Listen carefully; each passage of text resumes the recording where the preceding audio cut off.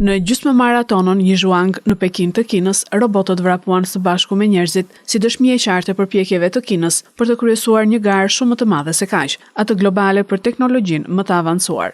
21 robot humanoid të projektuar nga prodhuesit kinez vrapuan së bashku me mijëra njerëz në një distancë prej 21 kilometrash, që përfshinte pjerësi, kthesa dhe sipërfaqe të pabarabarta. Disa robot përfunduan garën, ndërsa të tjerët patën vështirësi që në fillim. Një robot ra në vijën e nisjes dhe ushtri për disa minuta përpara se të ngrihej dhe të vazhdonte garën. Prodhuesit u shprehan të kënaqur me rezultatin.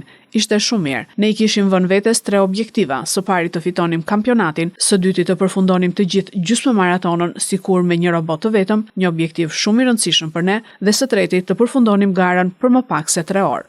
Në fund arritëm një kohë prej 2 orë e 40 minuta që në thelb i përmbushi pritshmëritë tona.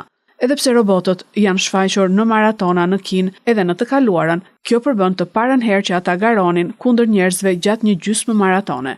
Qëllimi kryesor i kësaj nisme ishte përgatitja për aplikimet industriale të së ardhmes, ose më mirë të themi të një të ardhmeje shumë të afërt. Kur robotët tanë vendosen në fabrika, mjedise tregtare apo në jetën e përditshme, ne presim që ata të punojnë 24 orë pa pushim. Pjesëmarrja në maraton përbën në thelb një test ekstrem të besueshmërisë dhe stabilitetit të tyre.